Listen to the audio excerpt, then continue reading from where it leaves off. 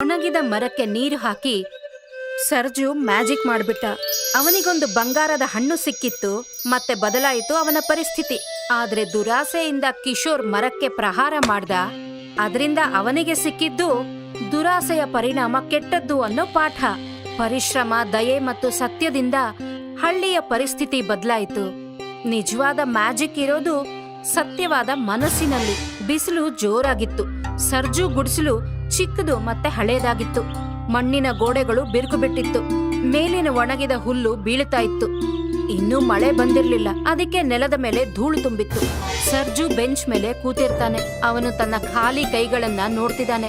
ಅವನು ತುಂಬಾ ಬೇಜಾರಾಗಿ ಮತ್ತೆ ಸುಸ್ತಾಗಿದ್ದಾನೆ. ಚಂಪಾ ಗುಡಿಸಲಿನಿಂದ ಆಚೆ ಬರ್ತಾಳೆ. ಅವಳು ಮಾಸಿ ಹೋದ ಬಟ್ಟೆ ಹಾಕೊಂಡಿದ್ದಾಳೆ. ಅವಳ ಕೈಯಲ್ಲಿ ಒಂದು ಚಿಕ್ಕ ಮಣ್ಣಿನ ಪಾತ್ರೆ ಇದೆ. ಅವಳು ನಿಧಾನವಾಗಿ ಮುಂದೆ ಬರ್ತಾಳೆ. ಕೈಯಲ್ಲಿದ್ದ ನೀರು ಚೆಲ್ಲದ ಹಾಗೆ ಹುಷಾರಾಗಿ ಬರ್ತಾಳೆ. ಬಂದು ಅಪ್ಪನ ಜೊತೆ ಕೂತ್ಕೋತಾಳೆ. ಸರ್ಜು ಯೋಚನೆ ಮಾಡ್ತಿರೋದನ್ನ ಅವಳು ನೋಡ್ತಾಳೆ. ಮತ್ತೆ ನಿಧಾನವಾಗಿ ಸ್ಮೈಲ್ ಮಾಡ್ತಾಳೆ. ಅದರಿಂದ ಅವನಿಗೆ ಸ್ವಲ್ಪ ಸಮಾಧಾನ ಆಗುತ್ತೆ ಅಂತ. ಸರ್ಜು ತಟ್ಟೆಯಲ್ಲಿದ್ದ ರೋಟಿ ತಗೋತಾನೆ. ಅದನ್ನ 2 ಪೀಸ್ ಮಾಡ್ತಾನೆ. ದೊಡ್ಡ ಪೀಸ್ನ ಚಂಪಾಗೆ ಕೊಡ್ತಾನೆ. ಚಂಪಾ ಅದನ್ನ ನೋಡ್ತಾಳೆ. ಅವಳಿಗೆ ಅವರಪ್ಪ ಕೂಡ ಹಸ್ಕೊಂಡಿದ್ದಾನೆ ಅಂತ ಗೊತ್ತಿದೆ. ಅವಳು ರೋಟಿ ವಾಪಸ್ ಕೊಡೋದಕ್ಕೆ ಪ್ರಯತ್ನ ಮಾಡ್ತಾಳೆ. ಆದ್ರದಕ್ಕೆ ಸರ್ಜು ಒಪ್ಕೊಳ್ಳೋದಿಲ್ಲ. ಚಂಪಾ ಮೊದ್ಲು ತಿನ್ನು ಅಂತ ಹಠ ಮಾಡ್ತಾನೆ. ಮಗಳೇ ಚಂಪಾ, ಈ ರೊಟ್ಟಿ ತಿನ್ನು. ಇವತ್ತು ನಮ್ಮ ಹತ್ರ ಇರೋದು ಇಷ್ಟೇ. ನಾಳೆ ಕಾಡಿಗೆ ಹೋಗ್ತೀನಲ್ಲ, ಇನ್ನಷ್ಟು ಕಟ್ಕೆಗಳನ್ನ ತರ್ತೀನಿ. ಮತ್ತೆ ಅದನ್ನ ಮಾರ್ಕೆಟ್ ಅಲ್ಲಿ ಮಾರ್ದ್ಮೇಲೆ ಅವಾಗ ಹೊಟ್ಟೆ ತುಂಬಾ ತಿನ್ನೋಕ್ ತರ್ತೀನಿ. ಇಲ್ಲ ಅಪ್ಪಾಜಿ, ನೀವು ತಿನ್ನಿ. ನೀವು ದಿನ ಪೂರ್ತಿ ಕೆಲಸ ಮಾಡ್ತಿರ್ತೀರ. ನಂಗೇನು ತುಂಬಾ ಹಸಿವಾಗಿಲ್ಲ. ಆ ದೇವ್ರು ಖಂಡಿತ ನಮ್ಗೆ ಸಹಾಯ ಮಾಡ್ತಾನೆ. ನೀವೇನು ಯೋಚನೆ ಮಾಡ್ಬೇಡಿ. ನೀನು ತುಂಬಾ ಒಳ್ಳೆ ಮಗಳು. ನಿನ್ನ ಮಾತುಗಳನ್ನ ಕೇಳ್ತಾ ಇದ್ರೆ ನಂಗೆ ಧೈರ್ಯ ಬರುತ್ತೆ. ಇನ್ನೊಂದ್ ಸ್ವಲ್ಪ ತಾಳ್ಮೆ ಇರ್ಲಿ, ಒಳ್ಳೆ ದಿನ ಖಂಡಿತ ಬರುತ್ತೆ. ಚಂಪಾ ತಲೆ ಆಡಿಸಿ ಒಪ್ಕೋತಾಳೆ. ಸರ್ಜು ಕೂಡ ಅವಳನ್ನ ನೋಡಿ ತಲೆ ಆಡಿಸ್ತಾನೆ. ಸ್ವಲ್ಪ ಹೊತ್ತಾದ್ಮೇಲೆ ಸರ್ಜು ಮಣ್ಣಿನ ರಸ್ತೆಯಲ್ಲಿ ಮುಂದೆ ಹೋಗ್ತಾನೆ. ಅವನ ಹೆಗಲಿನ ಮೇಲೆ ಅವನ ಕೊಡ್ಲಿ ಇರುತ್ತೆ. ಒಂದು ದೊಡ್ಡ ಮನೆ ಹತ್ರ ಹೋಗ್ತಿರುವಾಗ ಅವನು ಕಿಶೋರ್ನ ನೋಡ್ತಾನೆ. ಕಿಶೋರ್ ಹೊಸ ಬಟ್ಟೆಗಳನ್ನ ಹಾಕೊಂಡಿರ್ತಾನೆ. ಅವನು ಸರ್ಜುನ ನೋಡಿ ನಗ್ತಾನೆ. ಕಿಶೋರ್ಗೆ ತನ್ನ ಶ್ರೀಮಂತಿಕೆ ಪ್ರದರ್ಶನ ಮಾಡೋದು ಇಷ್ಟ ಆಗುತ್ತೆ. ಅವನು ಸರ್ಜು ಹಾಕೊಂಡಿದ್ದ ಹಳೆ ಬಟ್ಟೆಗಳನ್ನ ತೋರಿಸ್ತಾನೆ. ಆಡ್ಕೊಂಡು ನಗ್ತಾನೆ. ಸರ್ಜು ಏನೂ ಮಾತಾಡೋದಿಲ್ಲ.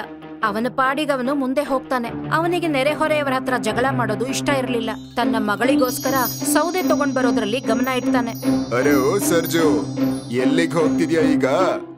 ಬಹುಶಃ ಇವತ್ತು ಕೂಡ ನೆಂದಿರೋ ಕಟ್ಕೆನೆ ತರ್ತೀಯೋ ಏನೋ. ನನ್ನ ತರ ಸ್ವಲ್ಪ ಕಷ್ಟಪಡು, ಅವಾಗ 2 ಹೊತ್ತು ರೊಟ್ಟಿನಾದ್ರೂ ತಿನ್ನೋಕ್ ಸಿಗುತ್ತೆ. ಅವರಿಗೆ ಅವ್ರದೇ ಆದ ಅದೃಷ್ಟ ಇರುತ್ತೆ ಕಿಶೋರ್ ಅವರೇ.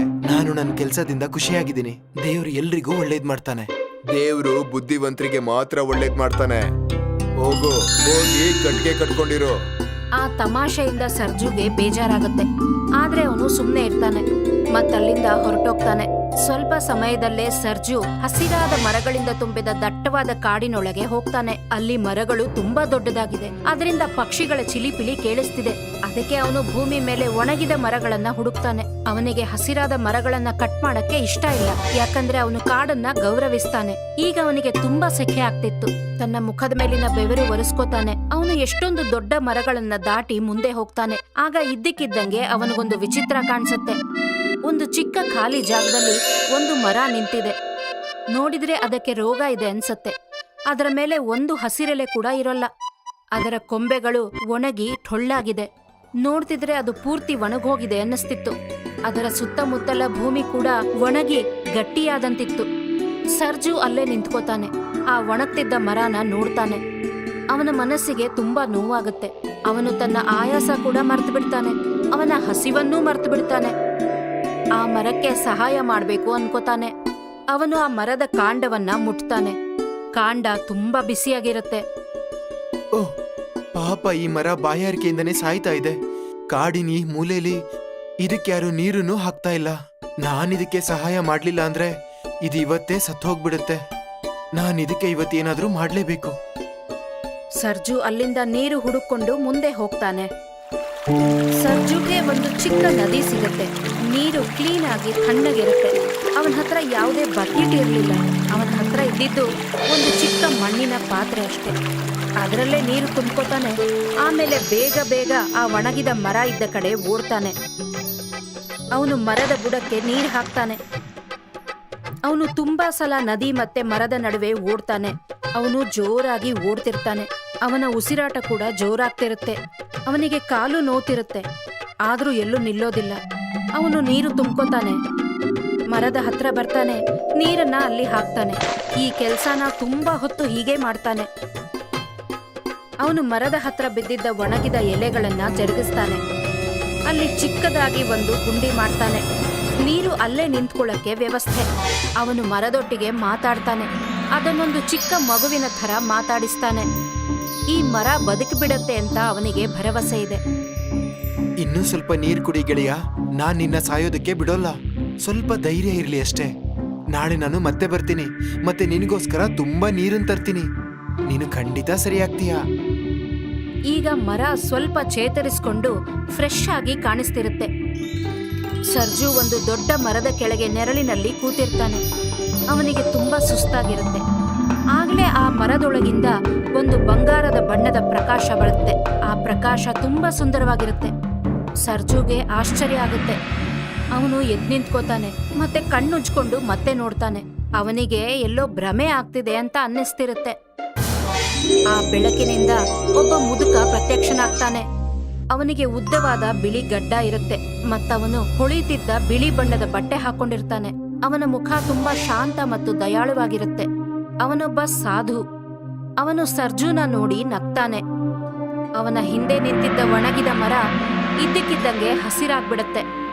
ಒಂದೇ ಕ್ಷಣದಲ್ಲಿ ಆ ಮರದಲ್ಲಿ 100 ಎಲೆಗಳು ಕಾಣುತ್ತೆ. ಸರ್ಜುಗೆ ಭಯ ಆಗತ್ತೆ. ಅವನು ಒಂದ್ ಹೆಜ್ಜೆ ಹಿಂದೆ ಹೋಗ್ತಾನೆ. ಆಗ ವಯಸ್ಸಾದ ವ್ಯಕ್ತಿ ತನ್ನ ಕೈ ಮಾಡ್ತಾನೆ. ಹೆದರ್ಕೋಬೇಡ ಸರ್ಜು, ನಾನು ಈ ಕಾಡಿನ ದೇವತೆ. ನಾನು ನಿನ್ನ ಒಳ್ಳೆ ಮನ್ಸನ್ನ ನೋಡ್ದೆ. ನೀನೇ ಹಸ್ಕೊಂಡಿದ್ದೆ, ಆದ್ರೂ ನೀನು ಈ ಮರದ ಪ್ರಾಣ ಉಳಿಸಿದ್ಯಾ. ನಿನ್ನ ಈ ನಿಸ್ವಾರ್ಥ ಭಾವನೆಯಿಂದ ನಾನು ಪ್ರಸನ್ನನಾಗಿದ್ದೇನೆ. ಪ್ರಣಾಮಗಳು ಬಾಬಾ. ನಾನು ಸರಿಯೇನೋ ಅದನ್ನೇ ಮಾಡಿದೆ ಅಷ್ಟೇ. ಯಾರ್ದಾದ್ರೂ ಬಾಯಾರಿಕೆ ನೀಗ್ಸೋದು ನನ್ನ ಧರ್ಮ. ನೀವ್ಯಾರು? ನಾನು ನಿನ್ನ ಪರೀಕ್ಷೆ ಮಾಡ್ತಾ ಇದ್ದೆ. ಈ ಮರ, ಇದು ನಿನ್ನ ಅದೃಷ್ಟ ಬದಲಾಯಿಸುತ್ತೆ. ಇದು ಯಾವುದೋ ಸಾಧಾರಣ ಮರ ಅಲ್ಲ, ಇದು ಒಂದು ಜಾದೂ ಮರ. ಆ ಸಾಧು ತನ್ನ ದಂಡದಿಂದ ಮರನ ಮುಟ್ಟುತ್ತಾನೆ. ಅದರಲ್ಲಿ ಚಿಕ್ಕ ಚಿಕ್ಕ ಹಳದಿ ಹಣ್ಣು ಹುಟ್ಕೊಳ್ಳುತ್ತೆ. ಅದು ಸಾಧಾರಣವಾದ ಹಣ್ಣಾಗಿರ್ಲಿಲ್ಲ, ಅದು ಬಂಗಾರದ ಹಣ್ಣಾಗಿತ್ತು.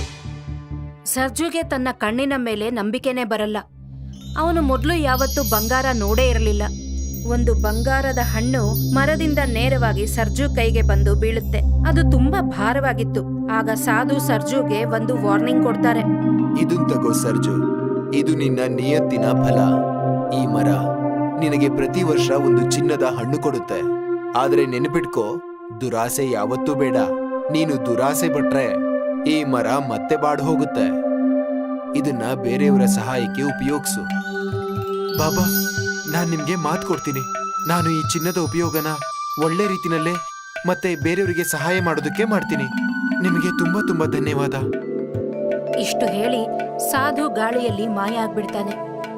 ಸರ್ಜು ಇನ್ನೂ ಅಲ್ಲೇ ನಿಂತಿದ್ದಾನೆ, ಆಶ್ಚರ್ಯ ಮತ್ತೆ ಮೌನವಾಗಿ. ಸಾಯಂಕಾಲ ಸರ್ಜು ಮನೆಗ್ ಬರ್ತಾನೆ. ಅವನು ತುಂಬಾ ಖುಷಿಯಾಗಿರ್ತಾನೆ. ಸರ್ಜು ಚಂಪಾಗೆ ಆ ಬಂಗಾರದ ಹಣ್ಣು ತೋರಿಸ್ತಾನೆ. ಚಂಪಾಗೆ ಆಶ್ಚರ್ಯ ಆಗುತ್ತೆ. ಅವಳು ಬಂಗಾರನ ಮುಟ್ಟಿ ನೋಡ್ತಾಳೆ. ಅವಳಿಗೆ ಇದೊಂದು ಮ್ಯಾಜಿಕ್ ಅನ್ಸುತ್ತೆ. ಇಬ್ರು ಒಟ್ಟಿಗೆ ಕೂತ್ಕೊಂಡು ಈ ಚಿನ್ನನ ಏನ್ ಮಾಡ್ಬೇಕು ಅಂತ ಯೋಚನೆ ಮಾಡ್ತಾರೆ. ಅಪ್ಪಾಜಿ, ಇದು ನಿಜವಾಗ್ಲೂ ಬಂಗಾರನೇನಾ? ಇನ್ಮುಂದೆ ನಾವ್ ಯಾವತ್ತೂ ಹಸ್ಕೊಂಡಿರ್ಬೇಕಾಗಿಲ್ಲ. ನಾವು ನಮ್ ಛಾವಣಿನೂ ಸರಿ ಮಾಡ್ಕೋಬಹುದು, ಹೊಸ ಬಟ್ಟೆನೂ ತಗೋಬಹುದು. ಹಾ ಮಗಳೇ, ಆದ್ರೆ ಬಾಬಾ ಹೇಳಿದರೆ ನಾವು ದುರಾಸೆ ಪಡಬಾರ್ದು ಅಂತ. ನಮಗೆ ಎಷ್ಟು ಬೇಕೋ ಅಷ್ಟನ್ ಮಾತ್ರ ನಾವು ತಗೊಳ್ಳೋಣ. ಉಳ್ದಿದ್ದನ್ನ ನಾವು ಹಳ್ಳಿ ಜನಗಳಿಗೆ ಹಂಚ್ಬಿಡೋಣ. ಚಂಪಾ ಸರಿ ಅಂತ ತಲೆ ಆಡಿಸ್ತಾಳೆ. ಇಲ್ಲಿಗೆ ಆ ದಿನ ಮುಗಿಯತ್ತೆ. ಮಾರನೇ ದಿನ ಸರ್ಜು ಅಂಗಡಿಗೆ ಹೋಗ್ತಾನೆ. ಅವನು ಆ ಬಂಗಾರದ ಒಂದು ಚಿಕ್ಕ ಪೀಸನ್ನ ಮಾರ್ತಾನೆ. ಅದರಿಂದ ಅವನಿಗೆ ತುಂಬಾ ಹಣ ಸಿಗುತ್ತೆ. ಅವನು ಅಕ್ಕಿ ಮತ್ತೆ ಬೇಳೆಯ ಮೂಟೆಗಳನ್ನ ಕೊಂಡ್ಕೋತಾನೆ. ಅವನು ತಾಜಾ ಹಣ್ಣುಗಳು ಮತ್ತೆ ತರಕಾರಿ ಕೂಡ ತಗೋತಾನೆ. ಮನೆಗೆ ಹೋಗೋ ದಾರಿಯಲ್ಲಿ ಅವನು ಹಳ್ಳಿಯ ಬಡವರ ಮನೆ ಹತ್ರ ನಿಲ್ತಾನೆ. ಅವನು ಅವರಿಗೆಲ್ಲ ಊಟ ಮತ್ತೆ ಕೆಲವು ನಾಣ್ಯಗಳನ್ನ ಕೊಡ್ತಾನೆ. ತಾತ, ಇದನ್ ತಗೊಳ್ಳಿ, ಸ್ವಲ್ಪ ದುಡ್ಡು ಮತ್ತೆ ಅಕ್ಕಿ. ಇನ್ನು ನೀವು ಹಸ್ಕೊಂಡಿರ್ಬೇಕಾಗಿಲ್ಲ. ಭಗವಂತ ಎಲ್ಲ ಒಳ್ಳೇದ್ ಮಾಡ್ತಾನೆ. ನೀನು ತುಂಬಾ ಒಳ್ಳೆ ಮನುಷ್ಯ ಸರ್ಜು. ಭಗವಂತ ನಿನ್ನ ಯಾವಾಗ್ಲೂ ಖುಷಿಯಾಗಿಟ್ಟಿರ್ಲಿ. ನಿನ್ನಿಂದಾಗಿ ಇವತ್ತು ನಮ್ಮ ಮನೆಯಲ್ಲಿ ಒಲೆ ಉರಿಯುತ್ತೆ. ಸರ್ಜು ಮನಸ್ಸಿಗೆ ತುಂಬಾ ಸಂತೋಷ ಆಗುತ್ತೆ. ಅವನಿಗೆ ಜನರಿಗೆ ಸಹಾಯ ಮಾಡೋದು ಇಷ್ಟ ಆಗುತ್ತೆ. ಅದೇ ಸಮಯಕ್ಕೆ ಕಿಶೋರ್ ಸರ್ಜುನೇ ನೋಡ್ತಾ ಇರ್ತಾನೆ. ಸರ್ಜು ಎಲ್ರಿಗೂ ಹಣ ಹಂಚ್ತಿರೋದನ್ನ ನೋಡ್ತಾನೆ. ಅವನಿಗೆ ತುಂಬಾ ಹೊಟ್ಟೆ ಕಿಚ್ಚಾಗತ್ತೆ. ಒಬ್ಬ ಬಡವ ಇಷ್ಟೊಂದು ಶ್ರೀಮಂತ ಹೇಗಾದ ಅಂತ ಯೋಚನೆ ಮಾಡ್ತಾನೆ. ಈ ಸರ್ಜುಗೆ ಯಾವುದೋ ಖಜಾನೆ ಸಿಕ್ಕಿದೆ ಅನ್ಸತ್ತೆ ಅವನಿಗೆ. ಅವನು ಅದರ ರಹಸ್ಯ ತಿಳ್ಕೋಬೇಕು ಅನ್ಕೋತಾನೆ. ಈ ಸರ್ಜು ಅಂತೂ ರಾತ್ರೋರಾತ್ರಿ ಶ್ರೀಮಂತ ಆಗ್ಬಿಟ್ಟ. ಖಂಡಿತವಾಗ್ಲೂ ಇವನ ಹತ್ರ ಏನೋ ಖಜಾನೆ ಇರ್ಬೇಕು. ನಾನು ತಿಳ್ಕೊಳ್ಳೇಬೇಕು. ಅವನು ಕೋಪದಲ್ಲಿ ತಲೆ ಆಡಿಸ್ತಾನೆ. ರಾತ್ರಿ ಸರ್ಜು ತನ್ನ ಮನೆಯಿಂದ ಹೊರಗಡೆ ಹೋಗ್ತಾನೆ. ಅವನ ಕೈಯಲ್ಲಿ ಒಂದು ಹಳೆ ಬ್ಯಾಗ್ ಇರುತ್ತೆ. ಅವನು ಸುತ್ತಮುತ್ತ ತಿರುಗಿ ನೋಡ್ತಾನೆ. ನನ್ನ ಯಾರು ನೋಡ್ತಾ ಇಲ್ಲ ತಾನೆ? ಅವನನ್ನ ಯಾರು ನೋಡ್ತಾ ಇಲ್ಲ ಅಂತ ನಂಬಿಕೆ ಬಂದಾಗ ಅವನು ಮುಂದೆ ಹೋಗ್ತಾನೆ. ಆದ್ರೆ ಮರದ ಹಿಂದೆ ಕಿಶೋರ್ ಬಚ್ಚಿಟ್ಕೊಂಡಿರ್ತಾನೆ. ಅವನು ಸೈಲೆಂಟ್ ಆಗಿ ಸರ್ಜು ಹಿಂದೆನೆ ಹೋಗ್ತಾನೆ. ಸರ್ಜು ಆ ಜಾದು ಮರದ ಹತ್ರ ಹೋಗ್ತಾನೆ. ಕಿಶೋರ್ ಅವನ ಹಿಂದೆ ಬರ್ತಿದ್ದಾನೆ ಅಂತ ಅವನಿಗೆ ಗೊತ್ತೇ ಇರೋದಿಲ್ಲ. ಅವನು ಮರದ ಹತ್ರ ನಿಂತ್ಕೋತಾನೆ. ಒಂದೆರಡು ಸಲ ನಿಧಾನವಾಗಿ ತಟ್ತಾನೆ. ಸ್ವಲ್ಪ ಹೊತ್ತಲ್ಲೇ ಒಂದು ಚಿನ್ನದ ಹಣ್ಣು ನೆಲದ ಮೇಲೆ ಬೀಳತ್ತೆ. ಸರ್ಜು ಅದನ್ನ ತಗೊಂಡು ತನ್ನ ಬ್ಯಾಗ್ ಒಳಗೆ ಹಾಕೊಂಡು ಅಲ್ಲಿಂದ ಹೊರಟೋಗ್ತಾನೆ. ಕಿಶೋರ್ ಇದನ್ನೆಲ್ಲ ನೋಡ್ತಾ ಇರ್ತಾನೆ. ದುರಾಸೆಯಿಂದ ಅವನ ಕಣ್ಣುಗಳು ಅಗಲ ಆಗುತ್ತೆ. ಓ, ಇದೇನಿದು? ಇದು ಚಿನ್ನದ ಮರ. ನಾನಿದನ್ನ ಕದಿತೀನಿ ಮತ್ತೆ ಎಲ್ರಿಗಿಂತ ಶ್ರೀಮಂತ ಆಗ್ತೀನಿ. ಹೀಗ್ ಹೇಳಿ ಅವನು ಸ್ವಲ್ಪ ಹೊತ್ತು ಯೋಚನೆ ಮಾಡ್ತಾನೆ. ಈಗ ನಾನು ಈ ಮರನ ಕಡ್ದು ಎಲ್ಲಾ ಚಿನ್ನಾನು ತಗೋತೀನಿ. ಆಮೇಲೆ ನಾನು ಯಾರ ಮುಂದೆನೂ ಕೈ ಚಾಚಬೇಕಾಗಿರಲ್ಲ. ಇದೆಲ್ಲ ಚಿನ್ನಾನು ನಂದೇ. ಅವನು ಅದರ ನಿಯಮಗಳ ಬಗ್ಗೆ ಯೋಚನೆ ಮಾಡಲ್ಲ. ಅವನು ಶ್ರೀಮಂತ ಆಗ್ಬೇಕಿತ್ತು ಅಷ್ಟೇ. ಮಾರನೇ ದಿನ ರಾತ್ರಿನೇ ಕಿಶೋರ್ ಒಂದು ಕೊಡ್ಲಿ ತಗೊಂಡು ಆ ಮರದ ಹತ್ರ ಬರ್ತಾನೆ. ಅವನು ಆ ಕೊಡ್ಲಿನ ಮೇಲೆತ್ತಿ ಪೂರ್ತಿ ಶಕ್ತಿ ಬಿಟ್ಟು ಜೋರಾಗಿ ಹೊಡಿತಾನೆ. ಆದ್ರೆ ಆ ಮರ ಬೀಳೋದಿಲ್ಲ, ಬದಲಾಗಿ ಅಲ್ಲಾಡಕ್ಕೆ ಶುರುವಾಗುತ್ತೆ. ಆಕಾಶದಿಂದ ಜೋರು ಗರ್ಜನೆ ಕೇಳುತ್ತೆ. ಚಿನ್ನದ ಹಣ್ಣುಗಳು ಕಪ್ಪು ಕಲ್ಲಾಗಿ ಬದಲಾಗ್ಬಿಡುತ್ತೆ. ಮರಕ್ಕೆ ತುಂಬಾ ಕೋಪ ಬಂದ್ಬಿಡುತ್ತೆ. ಆಗ ಸರ್ಜು ಓಡ್ಕೊಂಡು ಅಲ್ಲಿಗೆ ಬರ್ತಾನೆ. ಮತ್ತೆ ಕಿಶೋರ್ ಕೊಡ್ಲಿ ಹಿಡ್ಕೊಂಡಿರೋದನ್ನ ನೋಡ್ತಾನೆ. ಮರ ಅಲ್ಲಾಡ್ತಿರೋದನ್ನ ನೋಡ್ತಾನೆ. ಮರದ ಕೊಂಬೆಗಳು ಹಾವಿನ ತರ ಅಲ್ಲಾಡಕ್ಕೆ ಶುರುವಾಗುತ್ತೆ. ಮತ್ತದು ಕಿಶೋರನ್ನ ಗಟ್ಟಿಯಾಗಿ ಹಿಡಿದು ಬಿಡುತ್ತೆ. ಕಿಶೋರ್ ಸಿಕ್ಕಾಕೊಂಡ್ಬಿಡ್ತಾನೆ. ಸಹಾಯಕ್ಕಾಗಿ ಜೋರಾಗಿ ಕೂಗ್ತಾನೆ. ಅವನಿಗೆ ತುಂಬಾ ಭಯ ಆಗುತ್ತೆ. ಕೊಂಬೆಗಳು ತುಂಬಾ ಗಟ್ಟಿಯಾಗಿ ಅವನನ್ನ ಹಿಡಿದಿರುತ್ತೆ. ಕಾಪಾಡಿ, ಕಾಪಾಡಿ, ಸರ್ಜು ನನ್ನ ಕಾಪಾಡು. ಈ ಮರ ನನ್ನ ಸಾಯಿಸ್ಬಿಡುತ್ತೆ. ನನ್ನಿಂದ ತಪ್ಪಾಗ್ಬಿಡ್ತು. ನನ್ನನ್ನ ಕ್ಷಮಿಸು. ಆಗ್ಲೇ ಅಲ್ಲಿ ಸಾಧು ಪ್ರತ್ಯಕ್ಷ ಆಗ್ತಾನೆ. ಅವನೀಗ ತುಂಬಾ ಕೋಪದಲ್ಲಿರ್ತಾನೆ. ಅವನ ಕಣ್ಣಲ್ಲಿ ಕೋಪ ಎದ್ದು ಕಾಣ್ತಿರುತ್ತೆ. ಅವನು ತನ್ನ ದಂಡವನ್ನ ಕಿಶೋರ್ ಕಡೆ ಎತ್ತಿ ತೋರಿಸ್ತಾನೆ. ದುರಾಸೆ ವ್ಯಕ್ತಿ, ನೀನು ನಿನ್ನ ದುರಾಸೆ ಕಾರಣದಿಂದ ಈ ಮರದ ಮೇಲೆ ದಾಳಿ ಮಾಡ್ದೆ. ಇದಕ್ಕೆ ನಿನಗೆ ಶಿಕ್ಷೆ ಖಂಡಿತ ಸಿಗುತ್ತೆ. ಆಗ ಸರ್ಜು ಮುಂದೆ ಬರ್ತಾನೆ. ಮಂಡಿಯೂರಿ ಕೂತ್ಕೋತಾನೆ. ಬಾಬಾ, ಕೃಪೆ ಮಾಡಿ ಇವ್ರನ್ನ ಬಿಟ್ಬಿಡಿ. ಇವನಿಗೆ ಇವನ್ ತಪ್ಪಿನ ಅರಿವಾಗಿದೆ. ದುರಾಸೆಯಿಂದ ಇವನ್ ಬುದ್ಧಿ ಭ್ರಷ್ಟ ಆಗಿತ್ತು. ಇವನಿಗೆ ಇನ್ನೊಂದು ಅವಕಾಶನ ಕೊಡಿ. ಸಾಧು ಸರ್ಜು ಕಡೆ ನೋಡ್ತಾನೆ. ಅವನೀಗ್ಲೂ ದಯಾಳುವಾಗಿರೋದನ್ನ ಗಮನಿಸ್ತಾನೆ. ಅವನು ಕಿಶೋರ್ಗೆ ಒಂದು ಕೊನೆ ಅವಕಾಶ ಕೊಡೋ ತೀರ್ಮಾನ ಮಾಡ್ತಾನೆ. ಅವನು ತನ್ನ ದಂಡ ತಿರುಗಿಸ್ತಾನೆ. ಮರದ ಕೊಂಬೆಗಳು ಕಿಶೋರ್ನ ಬಿಟ್ಟುಬಿಡುತ್ತೆ. ಕಿಶೋರ್ ನೆಲದ ಮೇಲೆ ಬಿದ್ದು ಹೋಗ್ತಾನೆ. ಕೇವಲ ನಿನ್ನ ಕಾರಣದಿಂದ ನಾನು ನಿನ್ನ ಬಿಡ್ತಾ ಇದ್ದೀನಿ ಸರ್ಜು. ಕಿಶೋರ್, ನೆನಪಿಡ್ಕೋ, ಇನ್ನೊಬ್ರಿಗೆ ಕೆಟ್ಟದ್ದು ಬಯಸೋನಿಗೆ ಯಾವತ್ತೂ ಕೂಡ ಒಳ್ಳೇದಾಗೋಲ್ಲ. ಕಿಶೋರ್ಗೆ ತಕ್ಷಣ ತನ್ನ ತಪ್ಪಿನ ಅರಿವಾಗತ್ತೆ. ಅವನು ಮಂಡಿಯೂರಿ ಕೂತು ಕ್ಷಮೆ ಕೇಳ್ತಾನೆ. ಬಾಬಾ ಮತ್ತೆ ಸರ್ಜು, ನನ್ನ ಈ ಕೆಟ್ಟ ಕೆಲ್ಸಕ್ಕೆ ನಿಮ್ಮಿಬ್ರಲ್ಲೂ ಕ್ಷಮೆ ಕೇಳ್ತಾ ಇದ್ದೀನಿ. ನಾನು ಮಾತು ಕೊಡ್ತೀನಿ, ಇನ್ ಮುಂದೆ ಯಾವತ್ತೂ ಕೂಡ ದುರಾಸೆ ಪಡಲ್ಲ ನಾನು. ಮತ್ತೆ ಎಲ್ರಿಗೂ ಎಷ್ಟು ಸಾಧ್ಯನೋ ಅಷ್ಟು ಸಹಾಯ ಮಾಡ್ತೀನಿ. ಅದಕ್ಕೊಪ್ಪಿ ಸಾಧು ತಲೆ ಆಡಿಸ್ತಾನೆ. ಮತ್ತೆ ಗಾಳಿಯಲ್ಲಿ ಮಾಯ ಆಗ್ಬಿಡ್ತಾನೆ. ಸರ್ಜು ಮತ್ತೆ ಕಿಶೋರ್ ಒಬ್ರನ್ನೊಬ್ರು ನೋಡ್ತಾರೆ. ಕಿಶೋರ್ ಮುಖದ ಮೇಲೆ ಪಶ್ಚಾತ್ತಾಪ ಸ್ಪಷ್ಟವಾಗಿ ಕಾಣ್ತಿರುತ್ತೆ. ಆ ರಾತ್ರಿ ಅಲ್ಲಿಗೆ ಮುಗಿದು ಹೋಗುತ್ತೆ. ಮಾರನೇ ದಿನ ಸೂರ್ಯೋದಯ ಆಗತ್ತೆ. ಮತ್ತೆ ಆ ಜಾದು ಮರ ಹಸಿರಿನಿಂದ ಕೂಡಿ ಖುಷಿಯಾಗಿ ಕಾಣುತ್ತೆ. ಕಿಶೋರ್ ಸರ್ಜು ಮನೆಗೆ ಬರ್ತಾನೆ. ಈಗ ಅವನು ತುಂಬಾ ನಯವಾಗಿರ್ತಾನೆ.